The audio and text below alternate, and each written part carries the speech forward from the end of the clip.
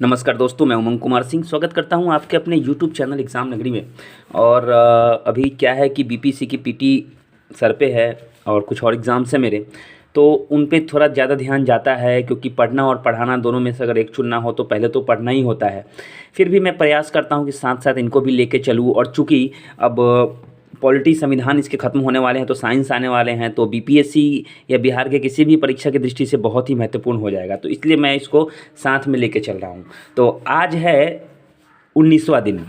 30 दिन में, मतलब 30 दिन के क्लास में हमें ख़त्म करना था, आज 19वां दिन है।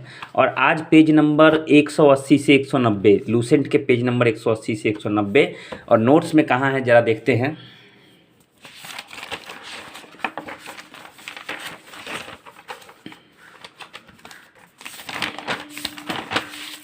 नोट्स में हम लोग पहुंच गए हैं पेज नंबर 142 से 153।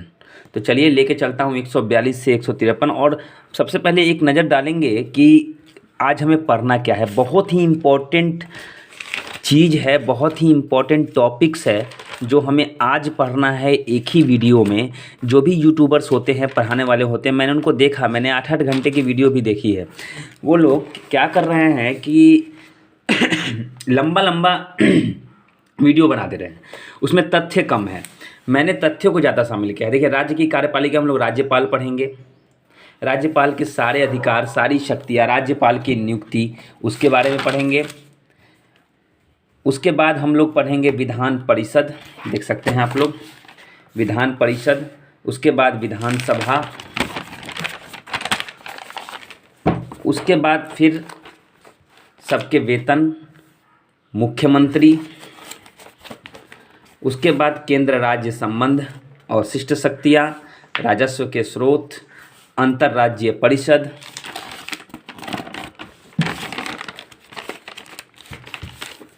उसके बाद पढ़ेंगे नीति आयोग, उसके बाद पढ़ेंगे वित्त आयोग, उसके बाद है जो जिसकी हम लोग तैयारी कर रहे हैं, लोक सेवा आयोग। उसके बाद हम लोग पढ़ेंगे लोक सेवा आयोग, लोक नीति आयोग, वित्त आयोग, लोक सेवा आयोग, सारे इंपॉर्टेंट तथ्य। उसके बाद देखिए यहाँ निर्वाचन आयोग पढ़ेंगे, निर्वाचन आयोग के बारे में पूरा डिटेल में पढ़ेंगे। उसके बाद ईवीएम के बारे में थोड़ा सा पढ़ेंगे। उसके बाद वर्तमान जो है मान्यता प्राप्त राजनीतिक दल के बारे में पढ़ेंगे। भारतीय राज्य व्यवस्था में जो वरीयता क्रम है ऊपर से लेकर नीचे तक, उसके बारे में देखेंगे। आपात उपबंध देखेंगे, तीनों 352, 356 और 360। उसके बाद राजभाषा, उसके बाद राष्ट्रपति शासन जो उसी में आता है आपात उपबंध में। उसके बाद नए में जो नया जहाँ से प्रश्न पूछा जा सकता है वो है जम्मू कश्मीर राज्य पुनर्गठन अधिनियम 2019। उसके बाद भारत के राष्ट्रीय चिन्ह। उसके बाद संसद की विशेष समितियाँ, जिसमें प्राक्कलन समिति, लोक लेखा समिति, ये सब चीज़ें आती हैं। तो देखिए कितने सारे टॉपिक हम लोग आज इस वीडियो में पढ़ने वाले हैं। तो 142 से 153, 11 पेज में ये हम लोग जो है डे 19 ख़त्म करेंगे। तो चलिए बिना देर किए हुए मैं आपको डे 19 के वीडियो पे लेके चलता हूँ, डे 19 के नोट्स पे। और आपके सामने है राज्य की कार्यपालिका। तो राज्य की कार्यपालिका से आप लोग क्या समझते हैं? राज्य में जो भी कार्य होते हैं, मुख्य रूप से शासन चलाना, वो कार्यपालिका का ही काम होता है। जो भी कार्य होते हैं, तो सबसे प्रमुख राज्यपाल की कार्यपालिका का प्रमुख कौन होता है? अगर प्रश्न आए तो वो राज्यपाल होता है। लेकिन अगर प्रश्न आए कि राज्य की कार्यपालिका का वास्तविक प्रमुख कौन होता है, तो वो मंत्रिपरिषद होते हैं, मुख्यमंत्री होता है।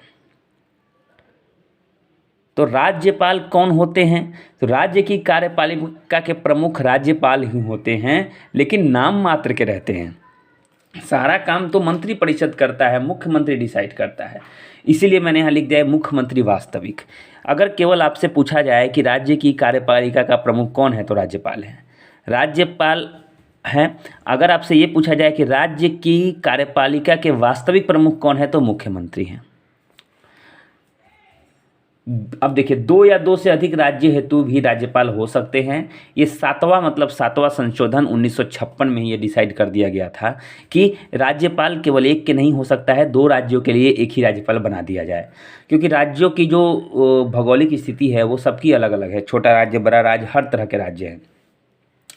अच्छा, राज्यपाल बनने के लिए, अगर आपको राज्यपाल बनना हो तो राज्यपाल के लिए योग्यता क्या चाहिए? तो भारत का नागरिक होना चाहिए, 35 वर्ष की उम्र पूरा कर चुका हो। कभी कभी क्या होता है कि प्रश्न जो है पूछ लिए जाते हैं कि इनमें से कौन सी जो है योग्यता नहीं है। तो भारत का नागरिक हो, 35 वर्ष की उम्र पूरा कर चुका हो, लाभ के पद पर ना हो, राज्य विधानसभा सदस्य चुने जाने योग्य हो। अगर ये सारी चीज़ें हैं तो वो राज्यपाल बन सकता है। नियुक्ति जो है 5 वर्ष हेतु होती है। राज्यपाल की नियुक्ति कितने वर्ष होती है? 5 वर्ष हेतु। और लेकिन ये राष्ट्रपति के प्रसाद पर्यंत जो है अपना पद धारण करता है। मतलब राष्ट्रपति जब चाहें इन्हें अपने पद से हटा सकते हैं। हटाने की एक और विधि जो है, हटाने की विधि जो है परफेक्ट रूप से संविधान में वर्णित नहीं है। अगर प्रश्न आ जाए कि राज्यपाल को हटाने की विधि निम्नलिखित में से कौन है, उसमें लिखेगा कि मतदान द्वारा, बहुमत द्वारा जो होता है, या फिर जो है अभियोग लगा के, ऐसे करके 3-4 कोई पद दे देगा। लेकिन सही तरीके से देखा जाए तो हटाने की कोई विधि जो है संविधान में उसका वर्णन नहीं है। बाकी राष्ट्रपति के प्रसाद पर्यंत तो बने हुए रहते हैं। वेतन कितना होता है राज्यपाल का? तो राष्ट्रपति हमने पिछले पढ़ा था। अब राज्यपाल, देखिए हमने पिछले पढ़ा था केंद्रीय कार्यपालिका, जिसमें राष्ट्रपति पढ़ा था, संसद पढ़ा था, है ना, सर्वोच्च न्यायालय पढ़ा था। अब यहाँ पे देखिए कि हम लोग राज्यपाल पढ़ रहे हैं। राज्यपाल में राज्यपाल का वेतन कितना होता है? 3,50,000 रुपये मासिक। 3,50,000 रुपये मासिक राज्यपाल का वेतन होता है। 2 से अधिक राज्यों का राज्यपाल अगर है तो दोनों का अनुपात मिला जुला के राष्ट्रपति डिसाइड करते हैं कितना वेतन देना है। और राज्यपाल शपथ किनके समक्ष लेता है? उच्च न्यायालय के मुख्य या वरिष्ठ न्यायाधीश के समक्ष। तो ये इनके शपथ लेने की प्रक्रिया, वेतन हो गया। अच्छा, राज्यपाल के विशेषाधिकार क्या हैं? तो राज्यपाल के विशेषाधिकार देखिए, अपने पद की शक्ति या कर्तव्यों का पालन करने हेतु न्यायालय के प्रति उत्तरदायी नहीं है। मतलब न्यायालय में उसको जवाब नहीं देना है कि हाँ हमने क्या काम किया और क्या नहीं किया। दूसरा, कार्यकाल के दौरान किसी न्यायालय में आपराधिक कार्यवाही प्रारंभ नहीं की जा सकती उनके विरुद्ध। उसके बाद पद पर रहते हुए गिरफ्तारी के आदेश उच्च न्यायालय द्वारा जारी नहीं किया जा सकता। अगर ऐसा कोई क्राइम कर भी देते हैं, कोई आपराधिक मामला, तो मामला दर्ज नहीं होगा। ऐसा गिरफ्तारी या हिरासत में लेने का जो है इस तरह का आदेश उच्च न्यायालय नहीं दे सकता, वो मामला सर्वोच्च न्यायालय के पास जाएगा। उसके बाद राज्यपाल की शक्तियाँ तथा कार्य। हमने राष्ट्रपति के शक्ति और कार्य के बारे में देखा था। अभी तक आपने पहला वीडियो नहीं देखा तो ज़रूर देख लीजिएगा, लिंक है डिस्क्रिप्शन में, या फिर प्लेलिस्ट का लिंक मैंने दे दिया है पूरे लूसेंट का, वो देख लीजिएगा। बहुत इंपॉर्टेंट है आजकल एग्ज़ाम की दृष्टि से। तो ये 5 तरह के अधिकार आप लोग याद रखिए। कार्यपालिका संबंधी अधिकार, ये राज्यपाल के अधिकार है। ऐसे ही कुछ मिलते जुलते अधिकार राष्ट्रपति के भी हैं। विधायी अधिकार, वित्तीय अधिकार, न्यायिक अधिकार, आपात शक्ति। तो पहला जानते हैं कार्यपालिका संबंधी क्या क्या अधिकार हैं राज्यपाल के पास। तो राज्य के समस्त कार्यपालिका जो है कार्य राज्यपाल के नाम से ही होते हैं। मतलब कि जो भी साइन वगैरह, जो भी पेपर निकलता है वो सब राज्यपाल के नाम से होता है, क्योंकि अंतिम रूप से हस्ताक्षर राज्यपाल के ही होते हैं। राज्यपाल मुख्यमंत्री तथा मुख्यमंत्री की सलाह पर मंत्रिपरिषद की नियुक्ति करता है। जनरली मुख्यमंत्री तो जो है बहुमत दल का नेता होता है, वही मुख्यमंत्री बनता है, लेकिन नियुक्ति कौन करता है? राज्यपाल करता है। और फिर मुख्यमंत्री से पूछ के सलाह लेके मंत्रिपरिषद कौन कौन मंत्री बनेंगे उनकी नियुक्ति करता है।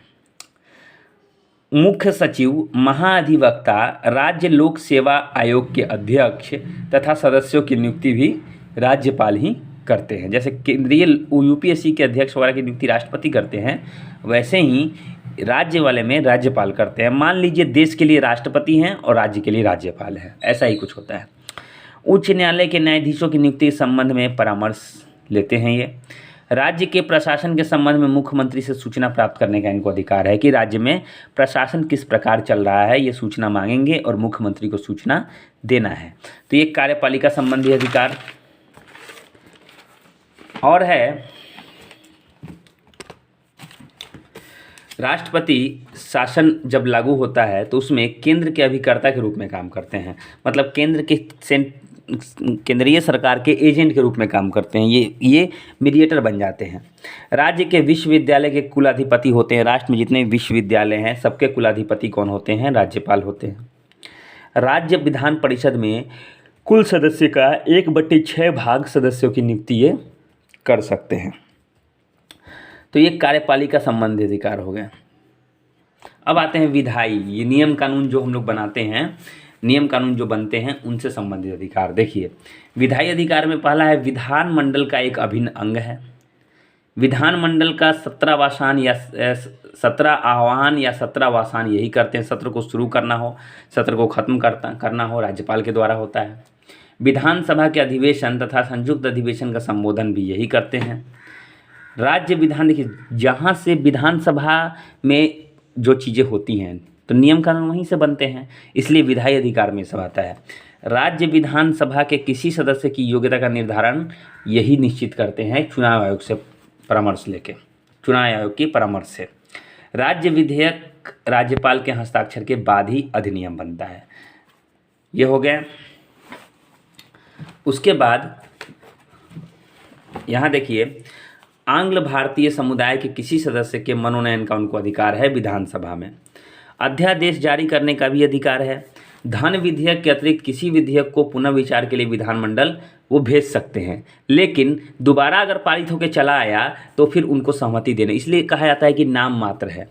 मतलब कि एक बार उन्होंने भेजा कि इस पर हमें कुछ डाउट है, इस पर आप लोग फिर से विचार कीजिए। फिर से विचार करने के लिए जो है कोई विधेयक जो है पारित होकर आया इनके पास साइन होने के लिए, ये इन्होंने देखा, इन्होंने कहा नहीं ये सही नहीं है, एक बार विचार कीजिए। विचार करने के बाद अगर दोबारा पारित होकर चला आया तो इनको साइन करना पड़ेगा, चाहे वो जैसा भी विधेयक हो। किसी विधेयक को राष्ट्रपति के विचार हेतु आरक्षित रखा जा सकता है। राष्ट्रपति के पास आया कोई विधेयक, अब राष्ट्रपति कहेंगे हमको थोड़ा समय दो विचार करने पर तभी हम साइन करेंगे, तो राष्ट्रपति कर सकते हैं। तो ये सब क्या है? विधायी अधिकार में आता है। अब आते हैं वित्तीय अधिकार। प्रत्येक वर्ष आप सभी जानते हैं प्रत्येक वर्ष क्या होता है कि वित्त मंत्री को वित्तीय विवरण प्रस्तुत करना होता है। तो इनको कौन कहता है करने के लिए? ये राष्ट्रपति के आदेश पे होता है। अनुदान के किसी मांग को राज्यपाल की अनुमति के बिना विधानमंडल में नहीं रखा सकता। कोई भी राज्य को अनुदान चाहिए फंड से, जमा कोष से, तो राष्ट्रपति की आज्ञा के बिना आप वो उसके लिए जो है कोई भी प्रस्ताव नहीं रख सकते। राज्य की संचित निधि से संबंधित विधेयक पर राज्यपाल की सहमति अनिवार्य है। यही बात हो गया, संचित निधि से ही तो पैसा निकाला जाता है। चौथा है न्यायिक अधिकार। न्यायिक अधिकार में किसी दंड को क्षमा कर सकते हैं, या यहाँ पे देखिए प्रविलंबन या दंडादेश का निलंबन या लघुकरण कर सकते हैं, कम कर सकते हैं क्षमा। मृत्यु दंड या कोई ऐसा दंड में इसको आगे ले जा सकते हैं, लेकिन उसमें भी एक चीज़ है कि मृत्यु दंड को क्षमा करने का अधिकार नहीं है। अगर मिला है आपको कि 20 वर्ष का उम्र कैद, तो उसको आप 12 वर्ष का वो कर सकते हैं, 10 वर्ष कर सकते हैं, लेकिन मृत्यु दंड मिल गया उसको क्षमा नहीं कर सकते, केवल राष्ट्रपति को अधिकार है। ये अधिकार इसलिए नहीं दिया गया है कि अधिकार अगर राज्यपाल को मिल जाएगा तो फिर राष्ट्रपति किस काम के? राष्ट्रपति के पास तो ये अधिकार है। आपात शक्ति। राज्य का शासन संविधान के अनुसार नहीं चलने के आभास से राष्ट्रपति को प्रतिवेदन भेजकर आपात लागू करने की अनुशंसा की जा सकती है। तो जब भी लग रहा हो कि राष्ट्र में जो है संविधान के अनुसार काम नहीं चल रहा है तो आपात लागू किया जा सकता है। तो ये भी आपात कौन लागू करते हैं? राष्ट्रपति को ही यह शक्ति है। अब हम लोग पढ़ते हैं विधान परिषद के बारे में। बहुत ही इंपॉर्टेंट टॉपिक्स हैं ये, इन पर जरूर ध्यान दें। अनुच्छेद 169 में आता है ये। राज्य विधानमंडल का उच्च सदन होता है, जैसे कि राज्यसभा होता है ना, राज्यसभा जिस प्रकार राज्यसभा होता है उसी प्रकार, जैसे राज्यसभा उच्च सदन होता है, लोकसभा निम्न सदन होता है, उसी प्रकार विधान परिषद उच्च सदन होता है और विधानसभा निम्न सदन होता है। राज्य विधानमंडल का जो है 2/3 बहुमत जब प्राप्त हो तभी जाके विधान परिषद का निर्माण होता है किसी राज्य में। यानी दो जितने सदस्य हैं उसके 2/3 सदस्य जो है, अगर हर तीन में 2 सदस्य जो है अगर मान लें कि हाँ विधान परिषद की आवश्यकता है, तभी विधान परिषद उस राज्य में बनता है। सभी राज्य विधान परिषद नहीं है। वर्तमान में कितने राज्यों में है? 6 राज्यों में। देखिए ऐसे याद कीजिए, बिहार उत्तर प्रदेश, यूपी बिहार, बहुत गाना सुने हैं यूपी बिहार पे, तो यूपी बिहार, आंध्र प्रदेश तो तेलंगाना तो उसी से वो निकला है, तो आंध्र प्रदेश तेलंगाना, और कर्नाटक महाराष्ट्र, ये दोनों बॉर्डर एरिया है, दोनों साथ साथ है। याद हो गया। विधान परिषद के सदस्यों की कुल संख्या, देखिए मैंने वी मैंने शॉर्ट में लिखा है, विधानसभा के 1/3 से अधिक नहीं होनी चाहिए। मतलब विधानसभा में जितनी भी संख्या है उसका 1/3 ही जो है वह विधान परिषद में होगा। सदस्य बनने हेतु न्यूनतम आयु सीमा कितनी है? 30 वर्ष। कार्यकाल होता है विधान परिषद का 6 वर्ष। प्रत्येक दूसरे वर्ष 1/3 सदस्य जो हैं सेवानिवृत्त हो जाते हैं। बात वही हो गई जो कि राज्यसभा में थी। हर 2 साल पे अगर मान लीजिए 90 आदमी है तो 2 साल के बाद क्या होगा कि नीचे से जो है 30 आदमी को रिटायर कर दिया जाएगा।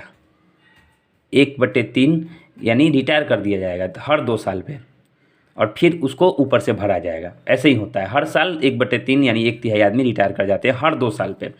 निर्वाचन आनुपातिक प्रतिनिधित्व की एकल संक्रमणीय मत पद्धति द्वारा होता है, ये मैंने आपको बताया था। तो जब प्रश्न आए कि विधान परिषद के सदस्यों का निर्वाचन कैसे होता है, तो निर्वाचन जो है आनुपातिक प्रतिनिधित्व की एकल संक्रमणीय मत पद्धति द्वारा होता है। कैसा होता है विधान परिषद का संरचना, ज़रा देखिए। 1/3 सदस्य राज्य के स्थानीय स्वशासी संस्थाओं से होते हैं। 1/3 सदस्य राज्य की विधानसभा से 1/3 सदस्य रहता है इसमें। उसके बाद 1/12 सदस्य जो है 3 वर्ष पूर्व जो स्नातक पास किए हुए स्नातकों द्वारा चुना जाता है। 1/12 जो है वह 3 वर्षों से अधिक किसी माध्यमिक विश्वविद्यालय या उच्च विद्यालय के माध्यमिक विद्यालय या उच्च विद्यालय के अध्यापक द्वारा चुने जाते हैं। 1/6 जो है राज्यपाल चुनते हैं। टोटल मिलाइएगा तो आपको कंप्लीट 1 आ जाएगा, 100% आ जाएगा।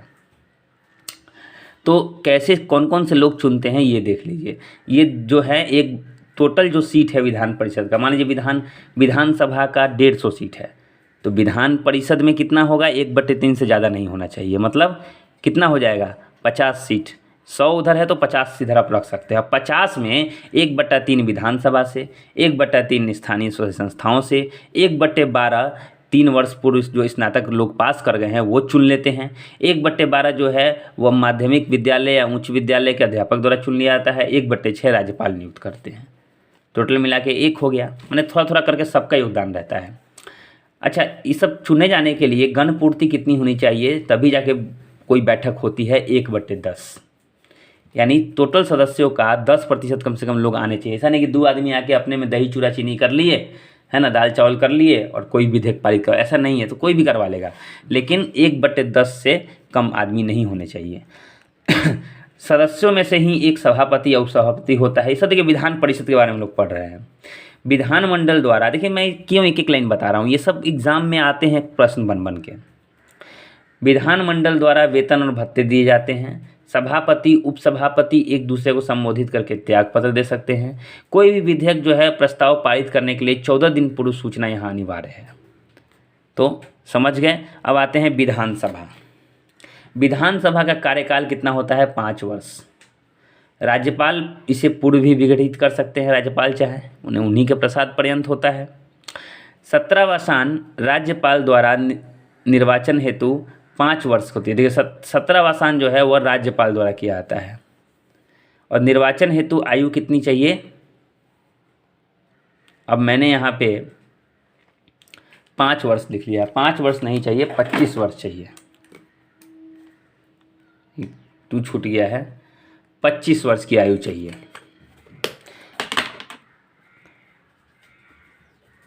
इसमें सदस्यों की संख्या कम से कम 60 और अधिक से अधिक 500 होनी चाहिए। लेकिन अपवाद में गोवा मिजोरम में 40 है, सिक्किम में 32 है, ये लोग अपवाद में है।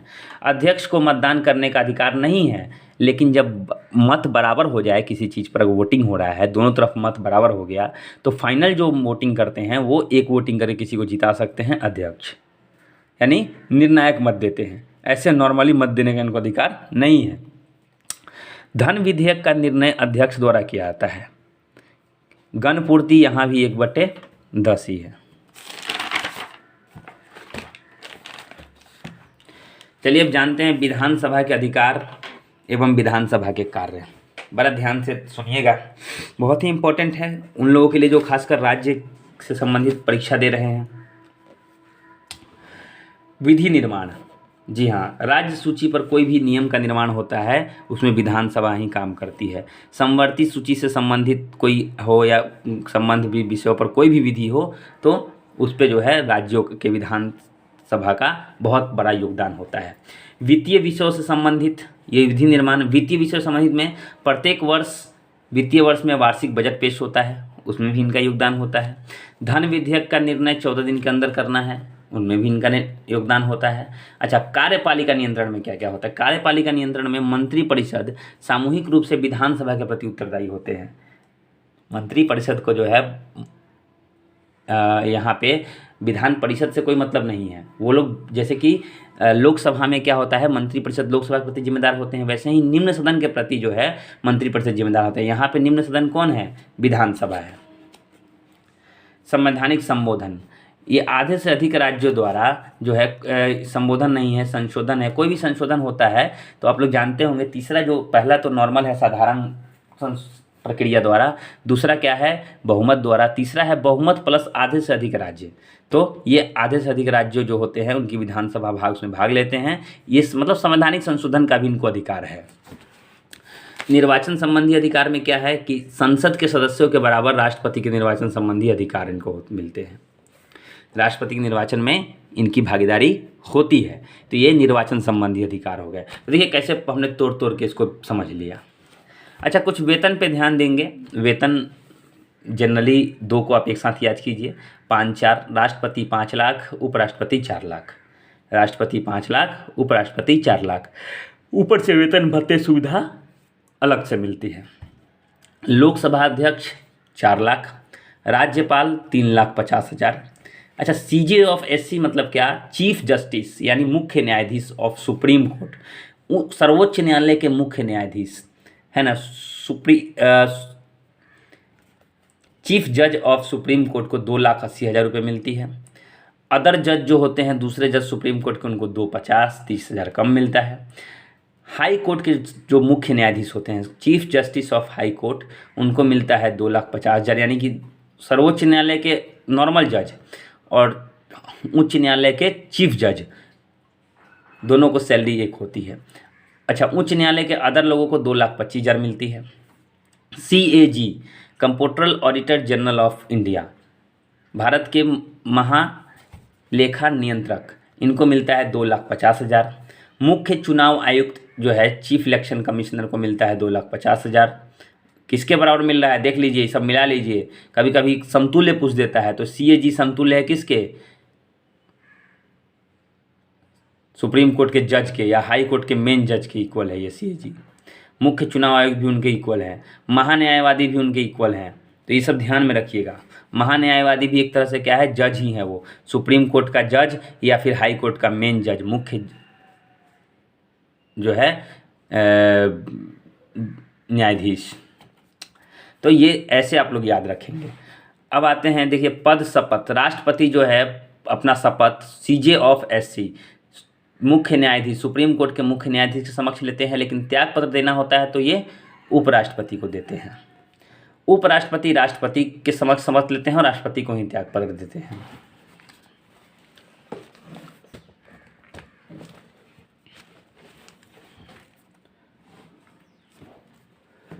उसके बाद राज्यपाल जो है हाई कोर्ट के चीफ जज, मुख्य न्यायाधीश जो होते हैं उच्च न्यायालय के, उनके सामने शपथ लेते हैं। रिजाइन त्यागपत्र राष्ट्रपति को देते हैं। जो मुख्य न्यायाधीश होते हैं सुप्रीम कोर्ट के, CJ of SC, chief justice of supreme court, ये राष्ट्रपति के सामने ही शपथ लेते हैं और राष्ट्रपति को ही त्यागपत्र देते हैं। वही काम प्रधानमंत्री भी करते हैं, राष्ट्रपति सामने शपथ लेते हैं और राष्ट्रपति को त्यागपत्र देते हैं। अब है मुख्यमंत्री। मुख्यमंत्री में नियुक्ति जो है वह राज्यपाल द्वारा होती है। मुख्यमंत्री की नियुक्ति राज्यपाल द्वारा, जनरली विधानसभा का बहुमत दल नेता होता है वो। राज्यपाल की नियुक्ति, राज्यपाल जो है मुख्यमंत्री की सलाह से मंत्रिपरिषद की नियुक्ति भी करते हैं। 91वां संविधान संशोधन 2003 में ये कहा गया कि मंत्रिपरिषद का आकार विधानसभा के कुल सदस्यों के 15% से अधिक नहीं होगा। मतलब ऐसा नहीं है कि आप सबको मंत्री बना दिए, आप 15% लोग जो होते हैं विधानसभा में उन्हीं में से जो है मंत्री बना सकते हैं। मुख्यमंत्री सहित 12% से कम भी नहीं होना चाहिए। मतलब ऐसा नहीं कि चारों के जो है सारा मंत्रालय दे दिया, 12% से कम नहीं होना चाहिए, 15% से अधिक नहीं होना चाहिए। याद रखिएगा ये सब।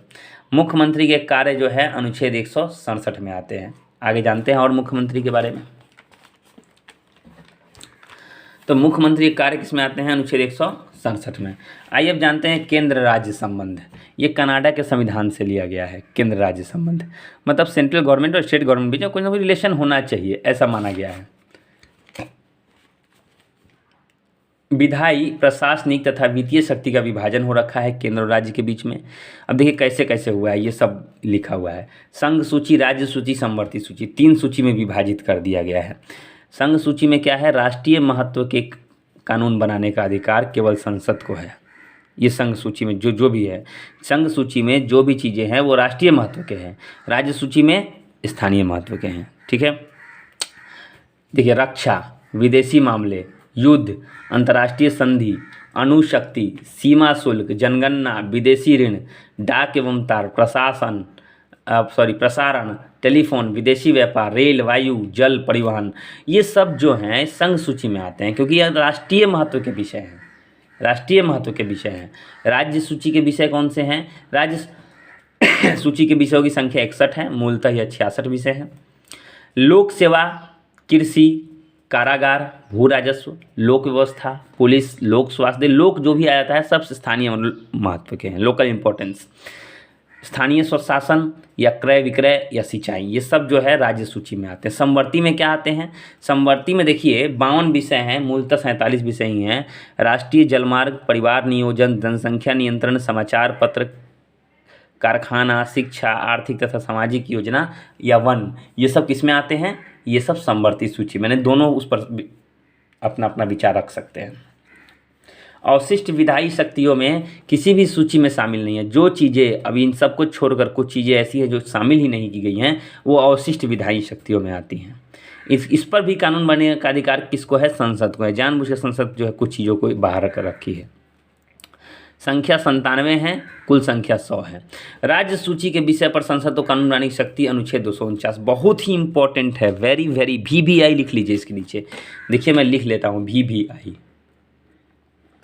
ये ऐसी शक्ति है ना जिस पर केंद्र बहुत ही लाभ उठाता है इसका। ये अनुच्छेद कहता है कि विशेष परिस्थिति में आप राज्य में घुसकर भी राज्य के कानून में हस्तक्षेप कर सकते हैं। तो ये कौन सा है? अनुच्छेद 249। अब है राष्ट्रीय आपात या राष्ट्रपति शासन के दौरान या फिर अंतर्राष्ट्रीय समझौता प्रभावित होने पर अगर ये सब काम हो रहा है तो 249 के तहत राज्य सूची पर कानून केंद्र बना सकती है। अब स्रोत के बारे में जानते हैं। राजस्व स्रोत के जो टैक्स आता है ना, टैक्स केंद्र सरकार का टैक्स कहाँ कहाँ से आता है? देखिए निगम कर, सीमा शुल्क, कृषि भूमि को छोड़कर जो भी संपदा है उसका शुल्क, विदेशी ऋण, रेल, रिजर्व बैंक, शेयर बाजार, इन सब चीज़ों से जो भी टैक्स आता है वो सब केंद्र को जाता है, सिवाय कृषि भूमि को छोड़ के। राज्य में देखिए व्यक्ति कर, भूमि कर, भवन कर, पशु कर, नौकायान कर, विक्रय कर या वाहनों पर चुंगी, ये सब जो है राज्य कर मिलता, राज्य को जाता है। अच्छा, अंतर्राज्य परिषद ये क्या है भाई? तो ये 263 अनुच्छेद 263 में आता है। स्थापना जो है राष्ट्रपति द्वारा की गई थी, ये की जाती है अभी भी। उद्देश्य क्या है? तो केंद्र तथा राज्य के मध्य समन्वय स्थापित करने हेतु, तो बैलेंस करने के लिए दोनों के बीच। पहली बार स्थापना इसकी जून 1990 में हुई थी। 6 कैबिनेट मंत्री और राज्य संघ राज्य के जितने भी मुख्यमंत्री हैं सब मिलके जो है इसमें रहते हैं, इसके सदस्य रहते हैं।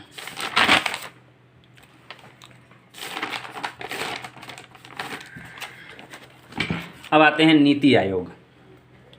नीति का फुल फॉर्म पहले जान लीजिए, NITI, national institution for transforming India. National institution for transforming India, ये NITI का फुल फॉर्म है। पहले योजना आयोग आता था हर 5 साल पे, उसी के जगह पे ये आया है। पंचवर्षीय योजना आती थी ना, उसको हटा के किया गया था। देखिए, भारतीय राष्ट्रीय भारत परिवर्तन संस्थान भी इसको कह सकते हैं हिंदी में। शुरुआत कब से हुई थी? 15 अगस्त 2014 से। इसकी शुरुआत कब से हुई थी? 15 अगस्त 2014 से। अध्यक्ष इसके कौन थे? प्रधानमंत्री। अभी भी अध्यक्ष इसके प्रधानमंत्री होते हैं। कार्य क्या है इसका? देखिए, पहला कार्य है सरकार के थिंक टैंक के रूप में काम करती है। यानी लोग सोचते हैं सरकार में क्या करना है क्या नहीं करना है, एक मतलब एक समझिए कि सोच विचार चिंतन करने वाली संस्था है ये। राज्य सरकार के नीति जो निर्माण करने वाले संस्थान के रूप में भी कार्य कर देती है, उसमें भी सहयोग करती है।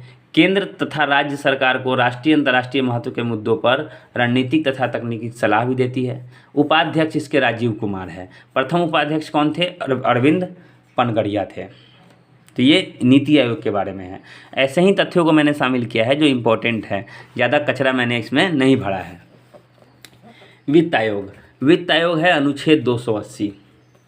अनुच्छेद 280 के तहत वित्त आयोग। अब ये दोनों, ये मैंने क्रॉस क्यों लगा रखा है कि दोनों ही संवैधानिक संस्था नहीं है। अगर दोनों की बात आए तो दोनों का ही संविधान में चर्चा नहीं था, ये तो अपने से बनाया गया है। इसीलिए संविधान में इन्हें प्रोटेक्शन नहीं है।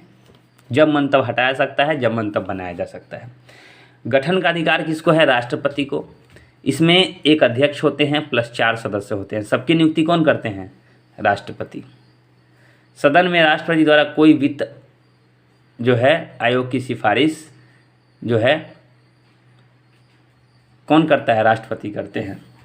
वर्तमान में क्या चल रहा है? 15वां वित्त आयोग चल रहा है 2021 से 2026 तक, और इसके अध्यक्ष है NK सिंह।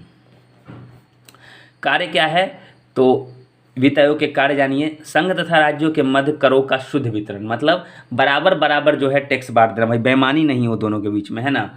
उसके बाद संचित निधि से राज्य को सहायता या अनुदान दिलवाना। उसके बाद सिफारिशों द्वारा नगर पंचायत के संशोधन, यहाँ मैंने संसाधन है, संसाधन के लिए संचित निधि से जो धन निकालता है वो इसी की सिफारिश पर मिलता है, और राष्ट्रपति को सलाह भी देती है। तो ये वित्त आयोग के कुछ इंपॉर्टेंट कार्य थे। अब जिसकी तैयारी हम कर रहे हैं उसके बारे में जान लेते हैं। लोक सेवा आयोग, पब्लिक सर्विस कमीशन। 1919 के भारत सरकार अधिनियम, जिसको हम लोग लॉर्ड चेम्सफोर्ड सुधार अधिनियम भी बोलते हैं,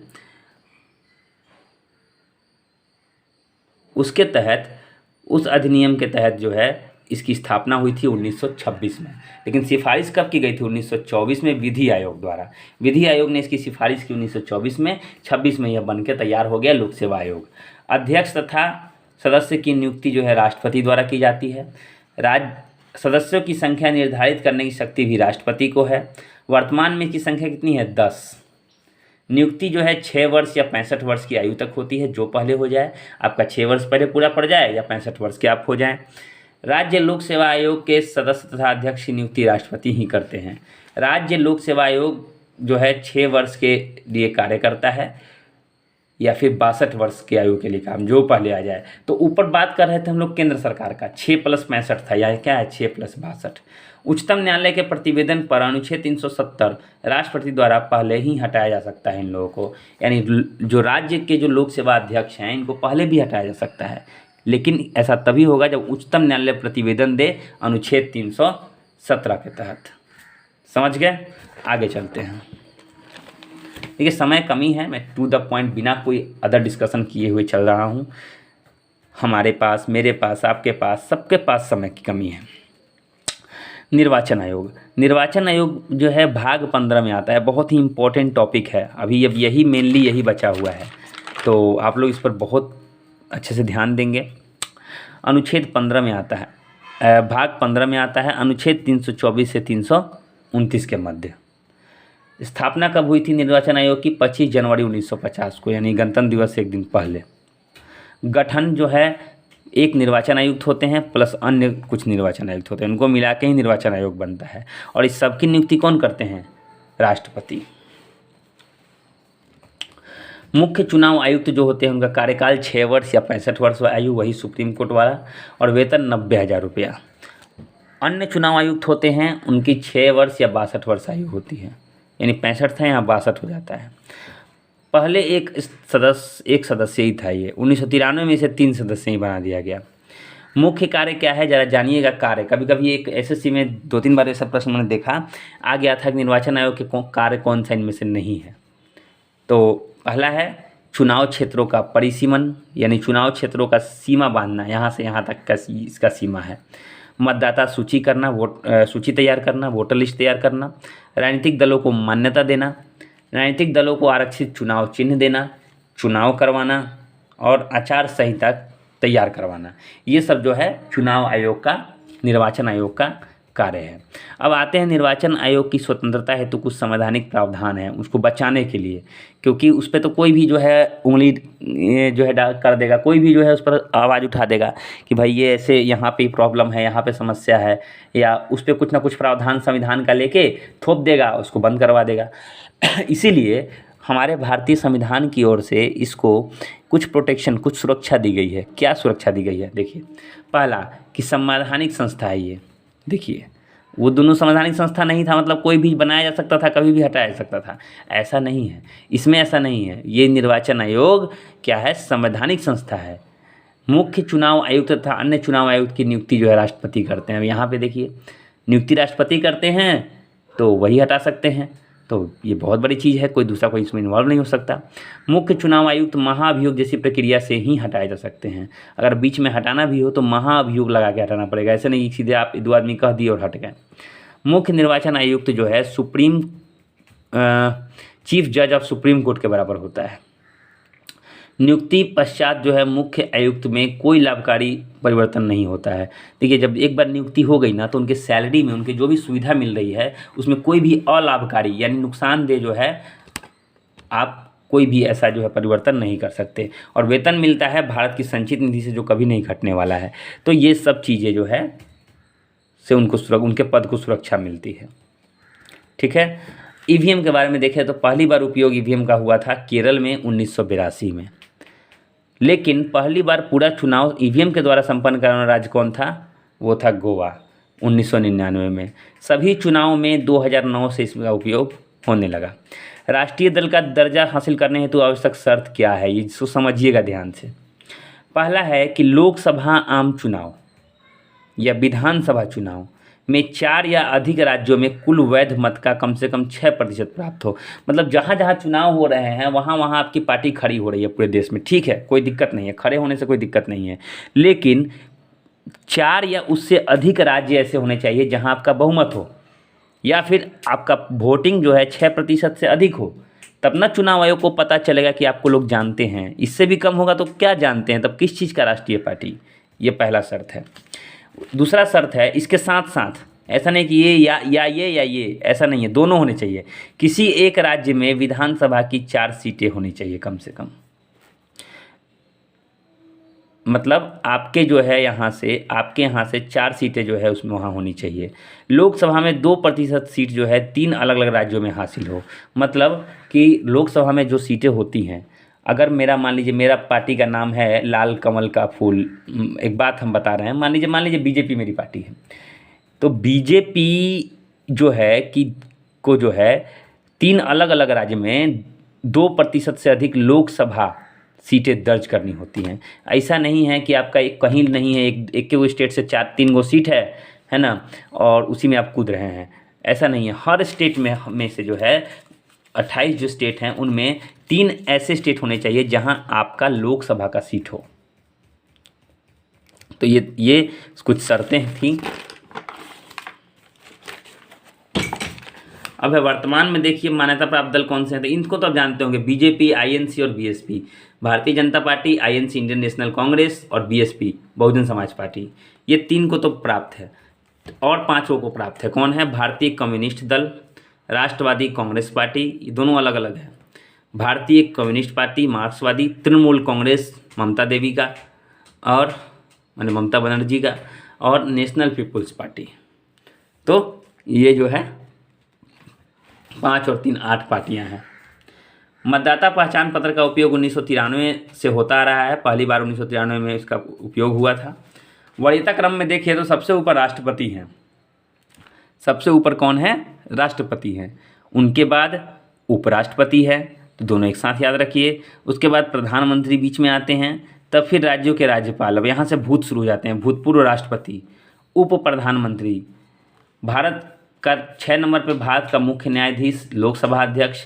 ये कभी कभी लाइन से आ जाता है पूछ के लिए कौन सा जो है क्रम सही है। उसके बाद कैबिनेट मंत्री, जिसमें सीएम आते हैं, पूर्व प्रधानमंत्री, दोनों बराबर हैं, योजना आयोग के उपाध्यक्ष या विपक्ष के नेता। अच्छा, इसी में जो है 7 के क में भारत रत्न को भी स्थान दिया गया है। तो एकमात्र ऐसा जो है अवार्ड है जिसको, ऐसी उपाधि है जिसको जो है वरीयता क्रम में स्थान मिला है। उसके बाद 8 नंबर पे है राजदूत, 9 नंबर पे हैं हाई कोर्ट के जज, यानी हाई कोर्ट के जज से ऊपर होता है राजदूत। उसके बाद निर्वाचन आयुक्त, मुख्य निर्वाचन आयुक्त जो हैं वो, या CAG, comptroller auditor general of India. उसकी 10 नंबर पे हैं राज्यसभा के उपसभापति। तो ये वरीयता क्रम में कैसे कैसे लोग किससे सीनियर हैं। आपात उपबंध देखते हैं। आपात उपबंध से पहले देख लीजिए राजभाषा। राजभाषा जो है, देखिए राजभाषा है, राष्ट्रीय भाषा नहीं है। प्रश्न आ जाए कि भारत की राष्ट्रीय भाषा कौन सी है, तो इनमें से कोई नहीं मारिएगा आँख मूंद के एकदम 100%, क्योंकि राष्ट्रीय भाषा नाम की कोई चीज़ संविधान में नहीं है। राजभाषा है, राजभाषा हमारी हिंदी है। अनुच्छेद 343, 1955 में राजभाषा आयोग का गठन हुआ था। 8वीं अनुसूची में अभी 22 भाषाएं हैं। 1967 में क्या हुआ था, 21वां संशोधन हुआ था। 21वें संशोधन में सिंधी को जोड़ा गया था। 1992 में 71वें संशोधन में मणिपुरी, कोंकणी, नेपाली को जोड़ा गया था। 2003 में 52वां संशोधन हुआ था, जिसमें मैथिली, संथाली, डोगरी, बोडो को जोड़ा गया था। उच्चतम न्यायालय तथा उच्च न्यायालय की जो भाषा है वह अंग्रेजी है, ऑफिशियल लैंग्वेज। संसद, राज्य विधानसभा मंडल द्वारा जो भी कानून पारित होता है वो सब कानून किस में लिखा रहता है? अंग्रेजी भाषा में। भारत की कोई राष्ट्रीय भाषा नहीं है, सीधे याद रखिएगा। आपात उपबंध, इमरजेंसी, 3 प्रकार के आपात होते हैं। राष्ट्रीय आपात 352, राष्ट्रपति शासन 356 और वित्तीय आपात 360। एक एक करके जानते हैं। राष्ट्रीय आपात देखिए 352 अनुच्छेद में आता है। कब लगाया जाता है? युद्ध के समय, बाह्य आक्रमण, बाहर से आक्रमण हुआ, सशस्त्र विद्रोह, देश में विद्रोह हो गया। राष्ट्रपति द्वारा मंत्रिमंडल के लिखित सिफारिश पर, जब मंत्रिमंडल जो है लिखित सिफारिश देता है राष्ट्रपति को, अब आपको लगाना चाहिए, तब जाके संपूर्ण भारत या किसी भी भारत के एक भाग पर भी यह लगाया जा सकता है। राज्य सरकार निलंबित नहीं होती है। कोई अगर कह दे इनमें से कौन सा कथन सत्य है, इमरजेंसी में राज्य सरकार खत्म हो जाती है, केंद्र सरकार शासन होता है, ऐसा कुछ नहीं होता है। सरकार तो रहती है, लेकिन सरकार केंद्र सरकार का एजेंट बन के रहती है। यानी राज्य सरकार निलंबित नहीं, किंतु संघ न्यायपालिका के कार्यपालिका के पूर्ण नियंत्रण में रहती है। 1 माह तक प्रवर्तन में रह सकता है, लेकिन अगर बहुमत 2/3 बहुमत से प्रस्ताव पारित हो जाए तो 6 महीने तक इसको बढ़ाया जा सकता है।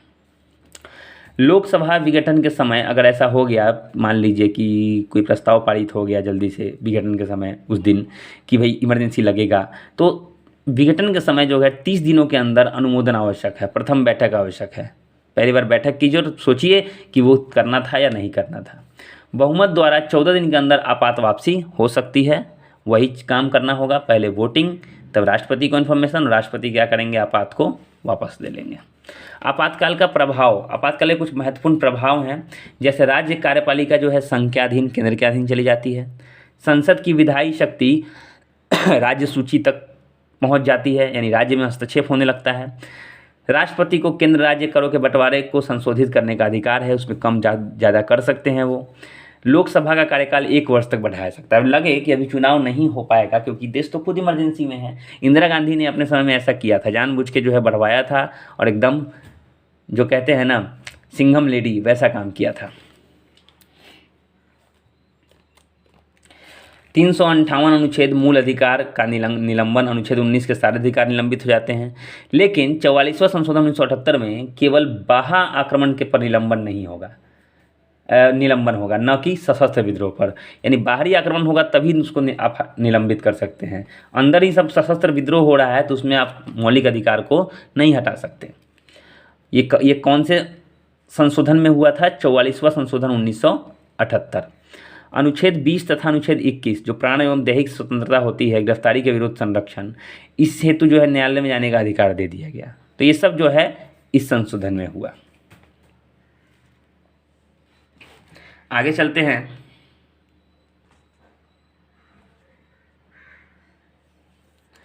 राष्ट्रपति शासन 356। संवैधानिक तंत्र विफल हो जाने पर, जब लगता है राष्ट्रपति को कि अब संविधान से नहीं चल रहा है देश, तो राष्ट्रपति को ऐसा आभास भी होता है तो लगा सकता है। राज्य कार्यपालिका संघ के हाथों में चली जाती है। राज्य में 2 माह की अवधि हेतु लगाया जा सकता है। सर्वप्रथम 20 जुलाई 1951 को पंजाब में लागू हुआ था। सर्वाधिक समय तक ये जम्मू कश्मीर में रहा था। वित्तीय आपात अनुच्छेद 360। भारत में वित्तीय साख अगर खतरे में हो, लगे कि हाँ अब मूल्य गिर रहा है, हमें कुछ कमी आ जाएगी, हमें समस्या आ जाएगी, सारा व्यापार बंद करके वित्तीय आपात लगा दिया जाता है अनुच्छेद 360। वित्तीय आपात की घोषणा संसद के दोनों सदनों के सम्मुख रखना बहुत ही अनिवार्य है। 30 दिनों के तक स्वीकृति मिलना भी अनिवार्य है। वित्तीय आपात के प्रभाव क्या होते हैं? तो जो उच्च न्यायालय के न्यायाधीश, संघ तथा राज्य सरकार के अधिकारियों के वेतन में कमी की जाती है। मतलब अगर वित्तीय आपात लगेगा तो वेतन में कमी भी हो सकती है। समस्त वित्त विधेयक राष्ट्रपति की स्वीकृति से ही विधानसभा में जाते हैं। ये हो गया। उसके बाद केंद्र तथा राज्य के कर बंटवारों के प्रावधान में संशोधन किया जा सकता है। तो ये कुछ प्रभाव है जो रियली में डायरेक्टली हमें प्रभावित करते हैं।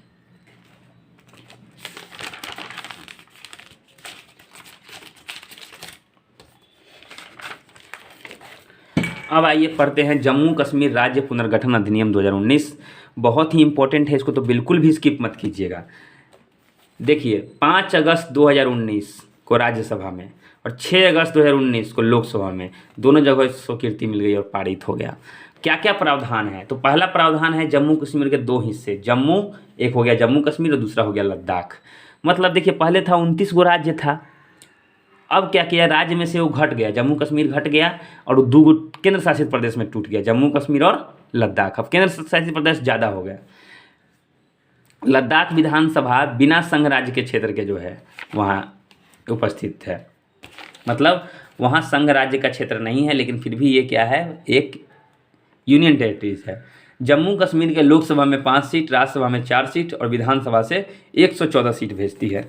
विधानसभा में राज्यपाल को 2 महिला सदस्य का मनोनयन करने का अधिकार है। प्रश्न आ जाए तो छोड़िएगा नहीं। अनुसूचित जाति जनजाति को आरक्षण का भी अधिकार है, जो पहले नहीं था। ये सब चीज़ पहले नहीं था, ये पुनर्गठन हुआ है तब ये सब हुआ है। और क्या क्या हुआ है, बड़ा देखिए, बड़ा इंटरेस्टिंग चीज़ आने वाला है। दोहरी नागरिकता, अलग से संविधान, अलग राष्ट्रीय ध्वज, इस सब का प्रावधान समाप्त हो गया। ये सब पहले था, सबको हटाया गया। तिरंगे का अपमान अपराध माना जाएगा, पहले वहाँ अपराध नहीं माना जाता था, अब वहाँ अपराध माना जाएगा। देश का कोई नागरिक यहाँ बस सकता है, संपत्ति खरीद सकता है, व्यापार या नौकरी कर सकता है, ये सब पहले नहीं था। राज्य पुलिस जो है केंद्र सरकार के अधीन हो गई। पाकिस्तानियों का विशेषाधिकार समाप्त कर दिया गया। पहले पाकिस्तानियों को बड़ा विशेषाधिकार था, आके यहाँ शादी कर लीजिए, इंडियन बन जाइए और फिर यहाँ उत्पात मचाइए, पत्थर फेंकिए, ये सब हटाया गया। राष्ट्रपति शासन का प्रावधान जो है किया गया, पहले ये नहीं था। जम्मू कश्मीर को अलगे संविधान था उसका, अब नहीं। सूचना तथा शिक्षा का अधिकार वहाँ लागू हो गया।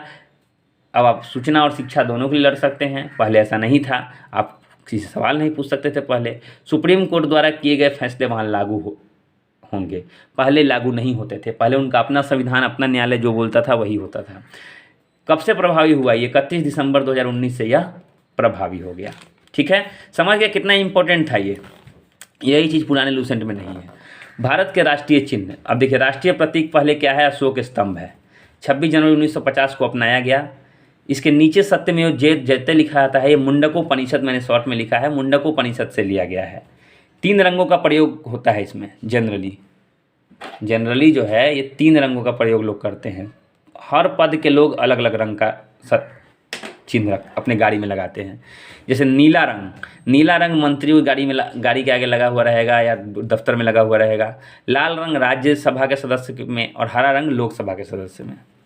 अब आते हैं राष्ट्रीय ध्वज। राष्ट्रीय ध्वज में होते हैं 3 रंग, तिरंगा हमारा झंडा, राष्ट्रीय झंडा, इसमें 24 तिल्लियाँ होती हैं बीच के चक्र में, और लंबाई चौड़ाई का अनुपात होता है 3:2। ये सबसे प्रश्न बहुत आते हैं रेलवे में। 22 जुलाई 1947 को उसको अपनाया गया था। संविधान सभा में हंसा मेहता द्वारा जो है इसको प्रस्तुत किया गया था।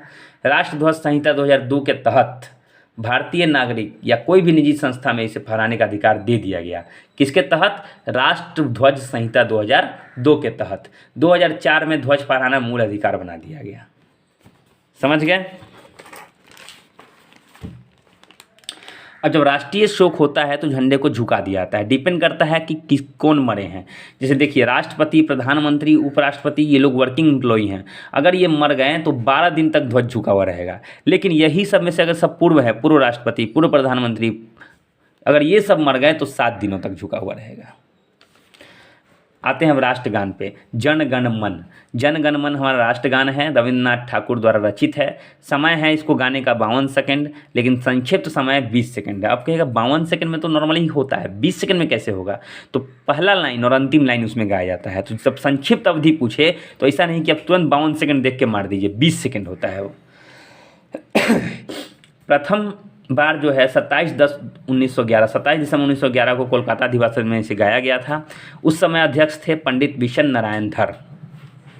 1912 में भारत भाग्य विधाता शीर्षक और 1919 में मॉर्निंग सॉन्ग ऑफ इंडिया अंग्रेजी में इसे लिखा था। किसने? रविंद्रनाथ ठाकुर द्वारा किया गया था ये। अब है राष्ट्रीय गीत। राष्ट्रीय गीत कौन है हमारा? वंदे मातरम।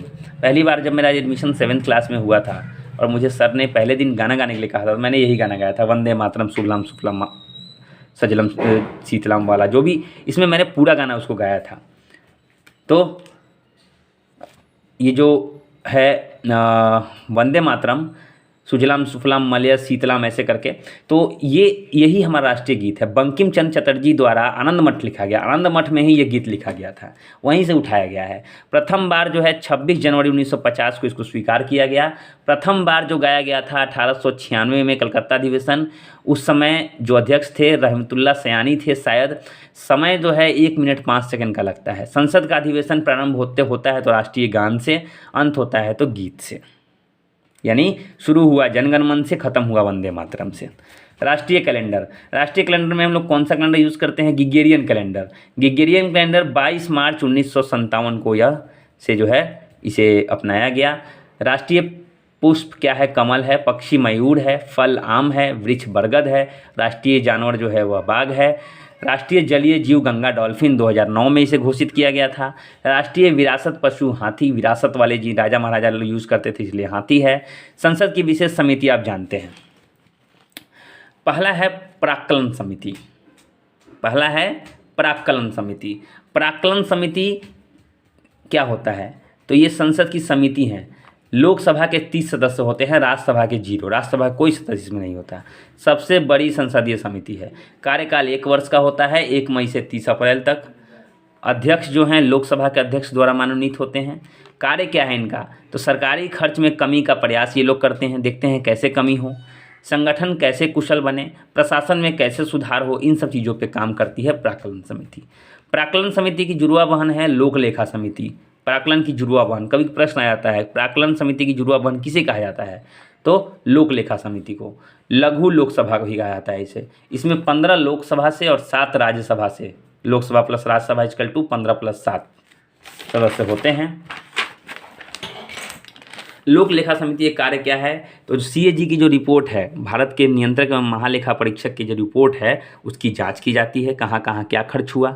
भारत सरकार का जो व्यय है उसके लिए सदन द्वारा प्रस्ताव जारी किया जाता है, और उस प्रस्ताव की जो है जांच, उस राशि की जांच कौन करता है? उस लेखा की जांच, उस डेटा की जांच लोक लेखा समिति करती है। अतिरिक्त व्यय अगर हो रहा हो तो उसकी जांच करती है। राष्ट्रपति के वित्तीय मामले, राष्ट्रपति से मान लीजिए कि सरकार ने साइन करवा लिया और काम कुछ और कर रही है, पैसा मार रही है, भ्रष्टाचार है, तो राष्ट्रपति के वित्तीय मामलों के संचालन में जो अपव्यय होता है या कोई भ्रष्टाचार हो गया तो उसकी जांच कौन करते हैं? लोक लेखा समिति के सदस्य। सरकारी उपक्रम की शक्ति। देखिए समिति, देखिए इसका नाम है सरकारी उपक्रम। जितने भी सरकारी उपक्रम है, जितने भी, जैसे LIC वगैरह हो गया है ना, गेल हो गया, गैस अथॉरिटी ऑफ इंडिया, ये सब सरकारी उपक्रम है। तो सरकारी उपक्रम की को जो कंट्रोल करती है, एक समिति बनाई गई है, 1963 में बनाई गई थी, सार्वजनिक उपक्रमों पर नियंत्रण हेतु। इसमें 15+7 लोकसभा प्लस राज्यसभा, और कोई भी मंत्री इसका सदस्य नहीं होता। मतलब लोकसभा के सदस्य को आप रखिए, राज्यसभा सदस्य को रखिए, लेकिन वो मंत्री नहीं होने चाहिए। कोई मंत्री इसका सदस्य नहीं होता, नहीं तो वही भ्रष्टाचार कर देगा। तो कितने आराम से हमने जो है, मैंने तो थोड़ा सा आज स्पीड चला है, तो कितने आराम से हमने इस चीज़ को पढ़ लिया। मैं आपको कहूँगा कि आजकल आप लिखिएगा नहीं, मैंने भी लिखना थोड़ा कम किया है, क्योंकि एग्ज़ाम सर पे है। जब एग्ज़ाम सर पे हो तो लिखिए नहीं, अगर मन हो तो लिखिए, समय है अगर याद करने के लिए। अगले बार हम लोग पंचायती राज पढ़ेंगे डे 20 में। डे 20 में जल्द इस बार ख़त्म हो जाएगा, उसके बाद जल्दी ही साइंस पे चलेंगे और साइंस को ख़त्म करेंगे, और आपको बताऊंगा कैसे आपको याद करना है। तब तक के लिए थैंक यू वेरी मच दोस्तों को शेयर कीजिए, वीडियो लाइक कीजिए, अपने कमेंट्स दीजिए, और अभी तक नहीं किया सब्सक्राइब तो कर लीजिए। बहुत कुछ आने वाला है, जैसे ही मैं एग्ज़ाम से रिलीफ होऊंगा बहुत कुछ डालते रहूँगा इस पर। Thank you very much.